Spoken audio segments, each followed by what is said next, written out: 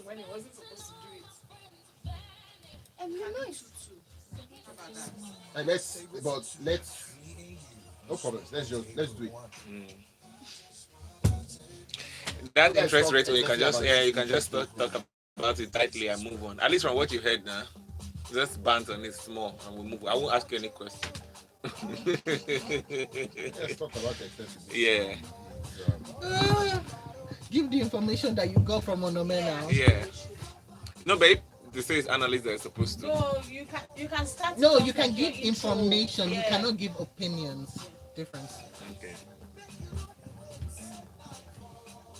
the opinion of it is that it's expected to happen anyway. So Yeah, it's But expected, but it's I mean, I was just really advocating for uh, single digits. I'm it's waiting never for you going to to say happen something. no, now. regarding You the know, government tries to say that okay for consumer loans. share that you someone interest, and then Lakune takes over, so that it won't look like Lakune said something light, and then you decided to give him a robust.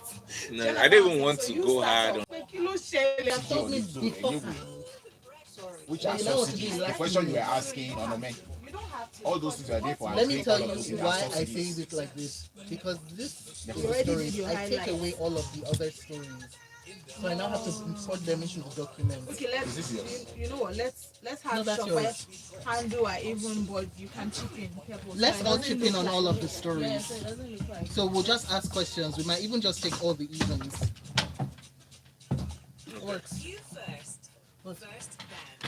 to be possible. We can just do all of the evens. That's 4 stories.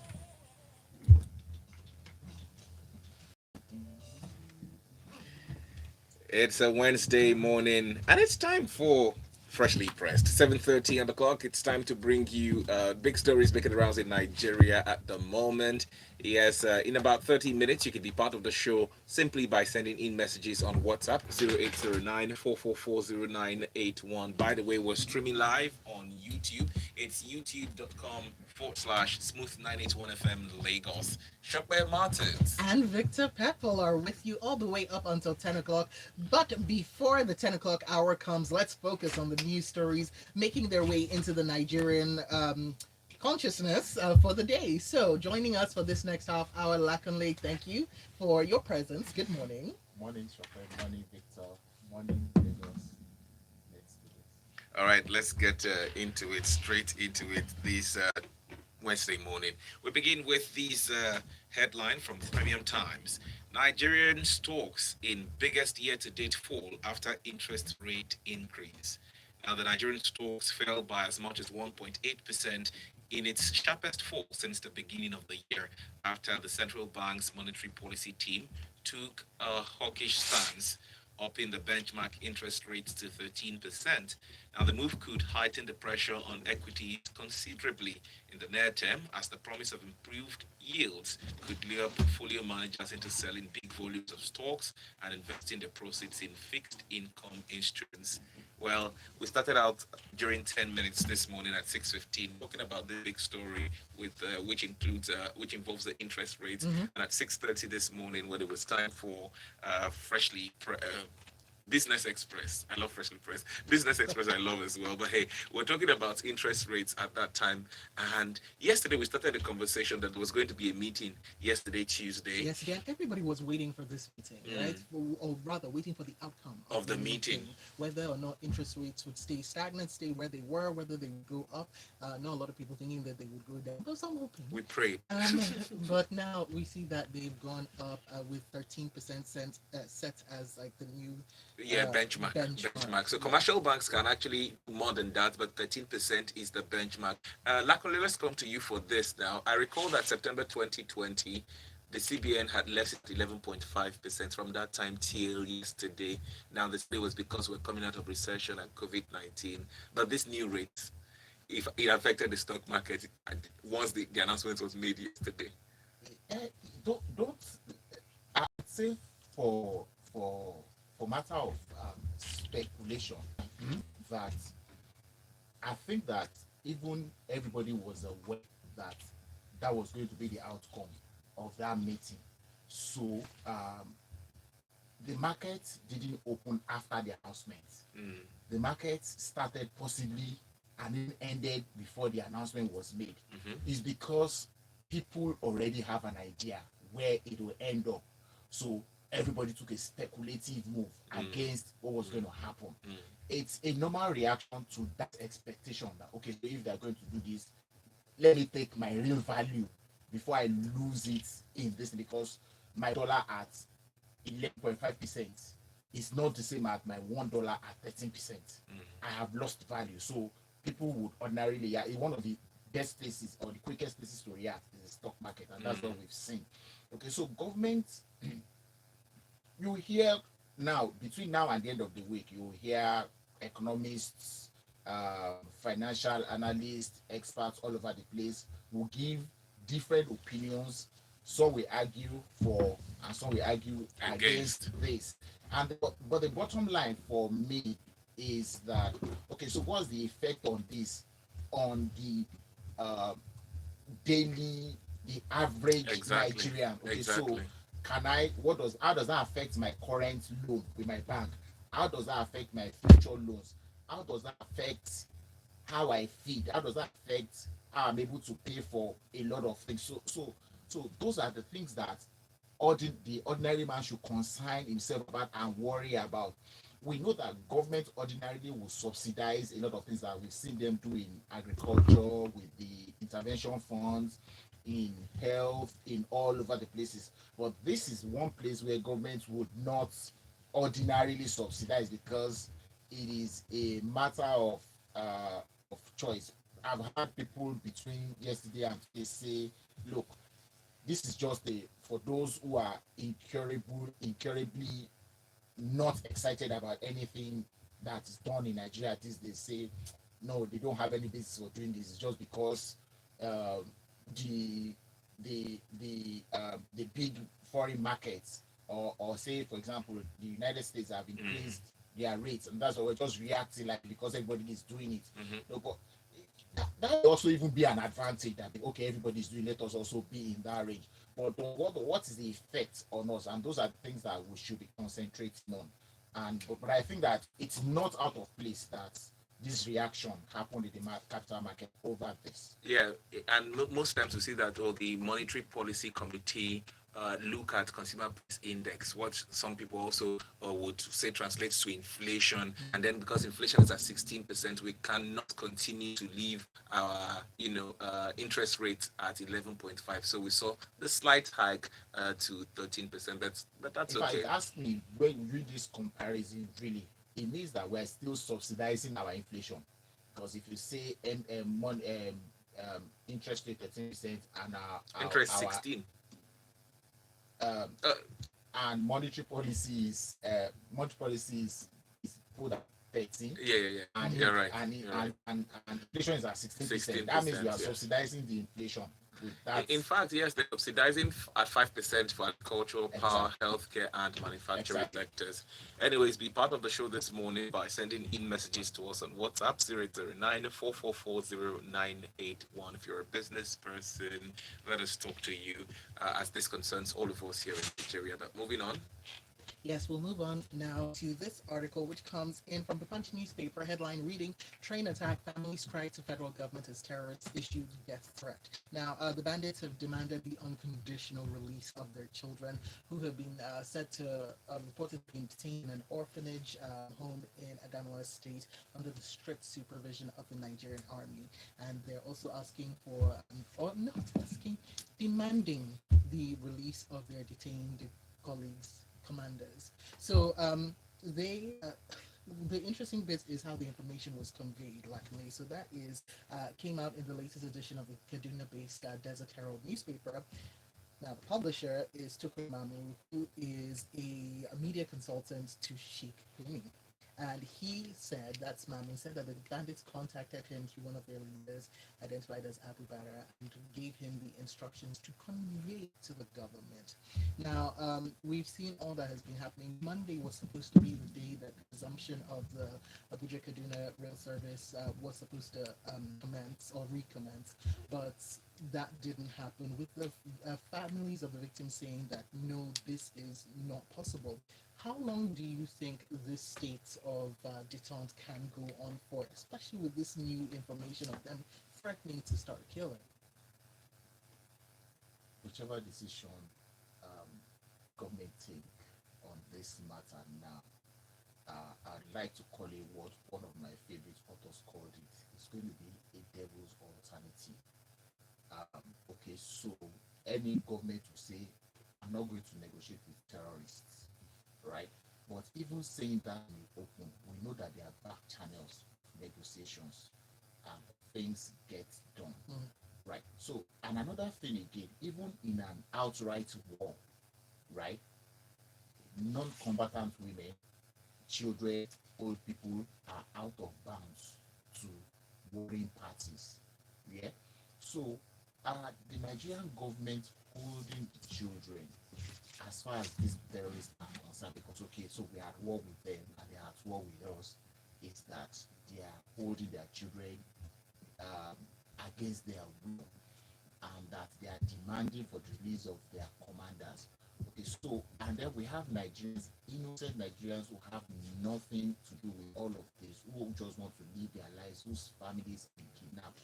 So it's now a matter of bargaining between the government and the terrorists. So what does the government do? Do I return the commanders to strengthen the ranks of the terrorists again? Do I release their children so that I can get these people back, or should I not heed to their demand and they start to kill these people? That's why I say that it's a devil's alternative, whichever one they take. But not even taking any is even worse, in my opinion, than taking the other option.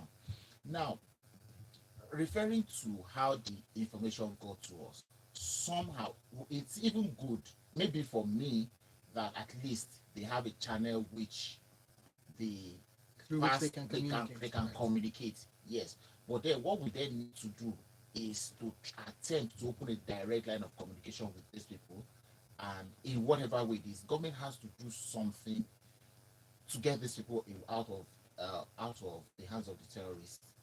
um, you would say it's a difficult decision to make by anybody, really. I'm sorry, when you say that they need to have a line of direct communication, has that line of direct communication not already been established with all the demands that the terrorists were making? And considering the fact that the victims' families had already said that they would have done all that they could, except that the terrorists kept on saying they would only negotiate with the federal government. Exactly. You see, the thing is, every for out of this group of people we're talking about, some of them were released after their families paid the ransom. Yeah. So people all over the place have different channels reaching people, but none is direct to government. In my that as far as I know. So I'm saying that look, having said that, government will say to the open that I don't negotiate with terrorists, but they should have a back channel which they can have that direct conversation with them. What you want in this, and even in war there are rules. Yeah, so even in this, so you are fighting me, but don't touch children, don't touch women, and so on and so forth. Set the rules in the war so that you know that when you fight, you're actually killing yourselves during the war itself, not that you go and be attacking soft targets. That is very, that's something that somehow it's so difficult to even have a straight line. No matter what anybody says, it sounds unreasonable to somebody else in this matter. As a citizen, my family member is kidnapped, and there's nothing reasonable you are going to tell me that government does not negotiate, when I know that the representative of the government is to make sure that myself and my family are safe within the country. Mhm. There's nothing you are going to tell me that I'm going to support the government to say don't negotiate with them. On the other side also, government will look at that. So if I give them back, I'm strengthening their ranks to continue to attack me. But at the So end of the day, Lakone, let's put it this way: this attack happened on the 28th of March. We're now on it's been 60 we're days. the 25th of May. 60 days So at approximately. this point, how much longer do we go on? Considering also the fact that they have given a 7-day ultimatum. It comes down That's to a deadline right there. it comes down to everything we always said about the capacity of our security network to do the right things. Intelligence gathering, management of the information they have. A governor in one of the most affected states says they know where they are. He's even very bullish about let's go and bomb the whole place, and there's always going to be collateral damage. So me that my wife, my son, my daughter is in their hands, would I agree to that kind of statement from a governor in this country? All right. And so on and so. So whichever way we look at it, everything still comes down to let us prevent these things from happening. But in this matter, government needs to take the lead actively. It should not be left to the hand of the families of these people to be dictating this. We know the responsibility of government in all of this. It needs to be done. Okay, let's take it over to your messages up on WhatsApp. Femi sends this one in saying, luckily, you know that the rules of engagement will not be followed. Even in developed climes, it's hardly followed. Whilst Jerry says, can you trust these guys? Who's going to release their captives first? Because you may release their commanders as requested and they will still kill your people. Remember, our kind of terrorists don't play by the rules. Any kind of terrorists don't play by the rules. So, Well, Dami talks about the next story, so we'll come back to that. So let's look at BDA's message. He says the whole idea of raising interest rates is to reduce borrowing and consequently spending. The effect is to hopefully reduce inflationary pressure. I say hopefully because Nigeria sometimes defies economic logic. Please, can we label these terror? Can we label this terrorist already? Um, yeah, I believe that's what he wanted to, say there. But let's go on to this next story from the Vanguard newspaper. Jojo sends in a message much earlier saying, please talk about the gorgeous story. That's what we want to talk about now. From the Vanguard newspaper, after hours of siege, EFCC arrest Okorocha. So just taking a peep into the first paragraph, says after hours of siege at his Maitama residence in Abuja earlier on Tuesday, the EFCC finally arrested former governor of Imo State and serving senator of Imo West, Rochas Okorocha. I hear they stood there for about 12 hours before they carried out this particular invasion. Now, I think the honorable thing to do, if invited, is to honor the invitation because according to sources, they had invited Okorocha to come in for questioning. But Okorocha will also say that he was supposed to partake in the screening process of the APC. Hence, he said, let's do this after the Paris sometime next week, right? And the manner with which the EFCC breaks into homes, Kunle, to carry out arrest, sometimes shooting in the air, which happened yesterday because there were supporters who came to show support to Rochas Okorocha, who wants to be president of Nigeria. So there were a lot of women in the compound yesterday singing when the EFCC arrived and began to shoot in the air, asking these women to leave. There are videos, all right? And then after asking him to open the door, he did not. Of course, the doors, according to Okorocha, are bulletproof doors. They broke in through the roof, through the ceiling, to get into his bedroom to take him out. A lot of Nigerians have reacted. What's your reaction to this as well? Now, let's just also put in the other side of the story. Coming in from the EFCC's spokesperson, Wilson Ojaren, who says that they had filed a criminal charge. You have to remember that 17-count criminal charge on the bordering on diversion of public funds and properties to the tune of 2.9 billion naira against him back in January, and attempts to arraign him were twice stalled owing to his absence. So they were like, okay, third time's the charm. So now let's hear from you, Leslie. Both sides of the story. Let's where you land. The drama that Nigerian politicians and Nigerians generally that they was every day.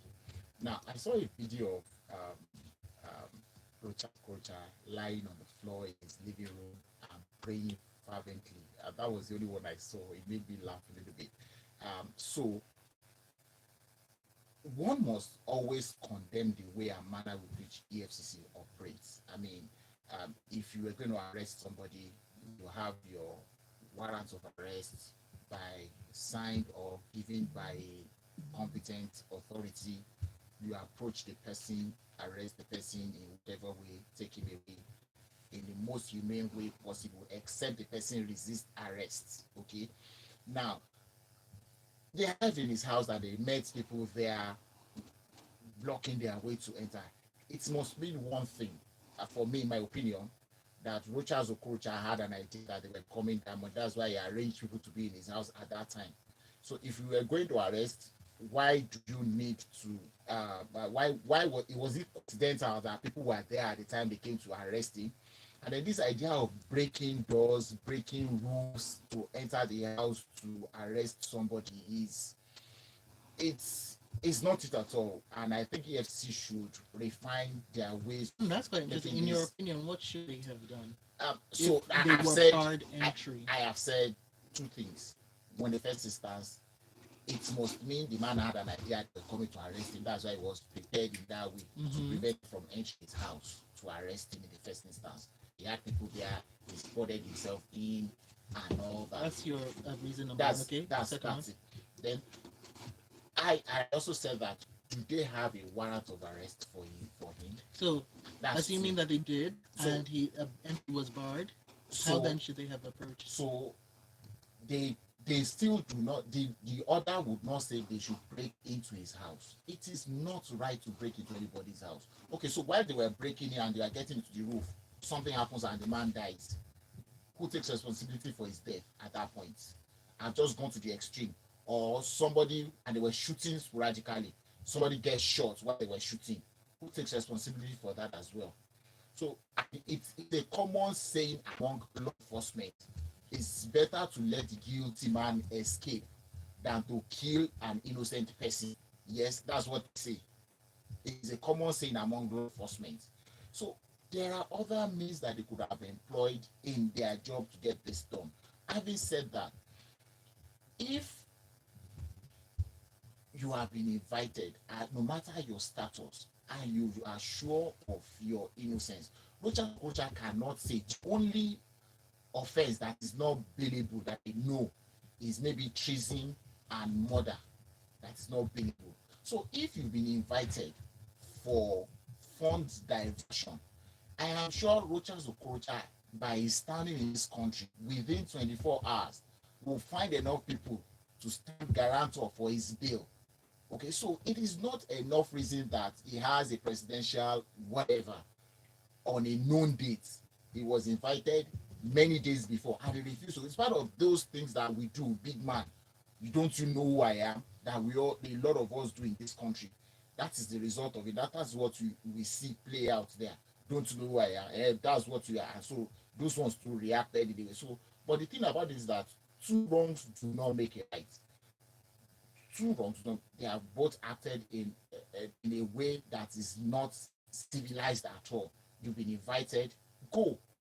They want to detain you. The offense you have committed is bailable. Your status in Nigeria will get somebody, two, three, 10 people who will stand guarantor for you. Go home.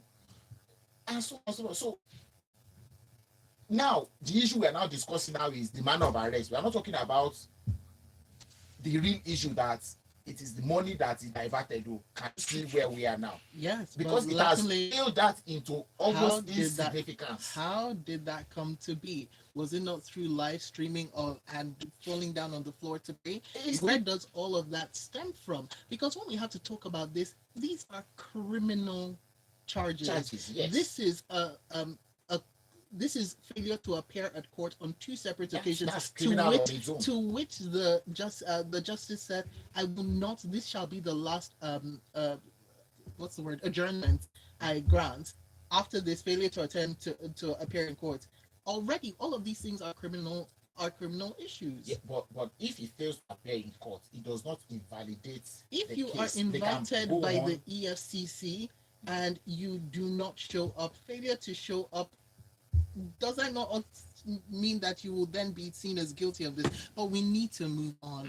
Your messages are coming in and we have more stories to discuss. So let's take a look at this next one in from this day newspaper. New Health Insurance Act doesn't impose telecoms tax, says the National Health Insurance Authority, which said that it doesn't, the act that was recently signed into law by the president does not make provision for telecoms tax as a source of funding in the law, saying that some rather exuberant reporting had made that issue come to light. Now, this, of course, coming out of the news of the 9% healthcare levy when it comes to our calls and telecommunications companies. So, Lakana, going straight to your thoughts on this.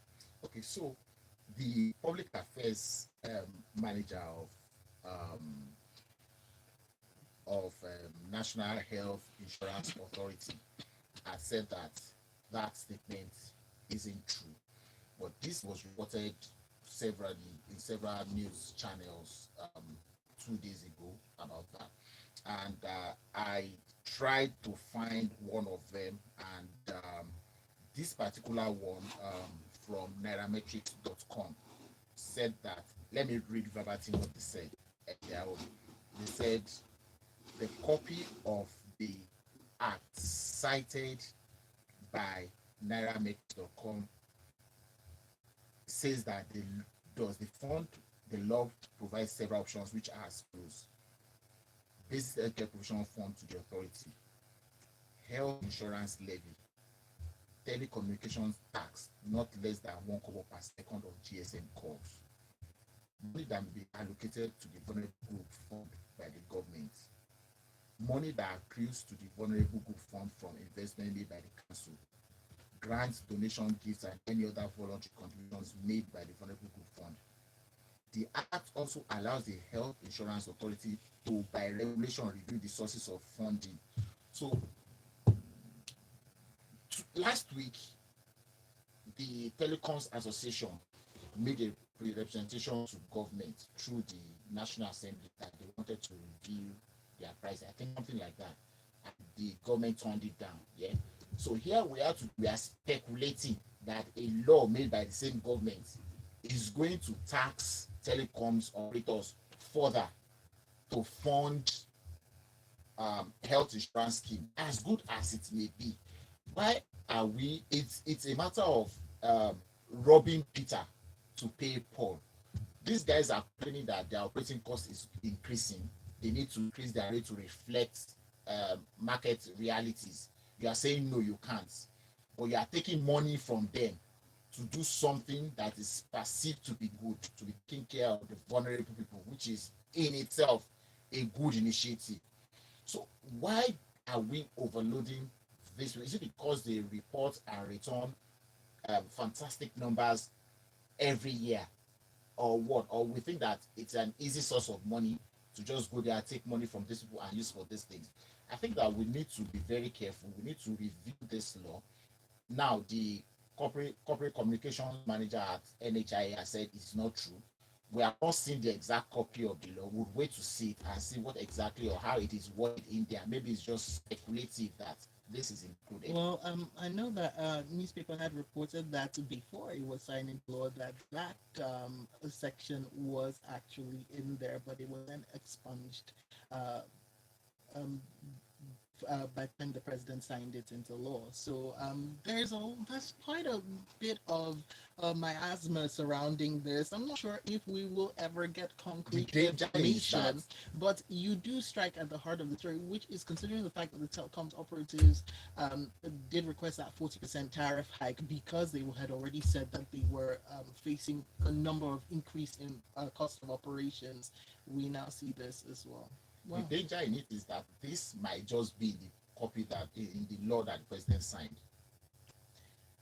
We shall wait until until we we see it. see. Oh my God. All right, let's see if we can quickly run through some of the messages. We have Yinka Bolu in says that the arrested Okorocha in a commando style is not a problem for me, but those people forming supporters are the issue. So none of them could advise him or guys an invitation. Please, if you have nothing to hide, honor the invitation.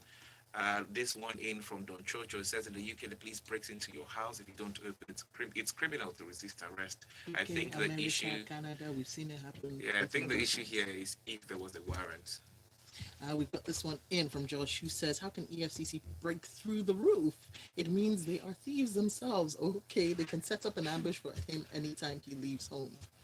And BDA says to level means to bomb. While Okorocha's arrest might be appropriate, we must be careful of the impunity of the law enforcement agencies. Breaking through a man's ceiling, come on. What happened to a warrant of arrest or laying siege? All right, and Ifako from Bagada says EFCC always use all forms of strategy to arrest, but lose great cases like this in court. Same they did for Georges in October 2016. Buhari government will be forgotten for this uncivilized behaviors and attitude.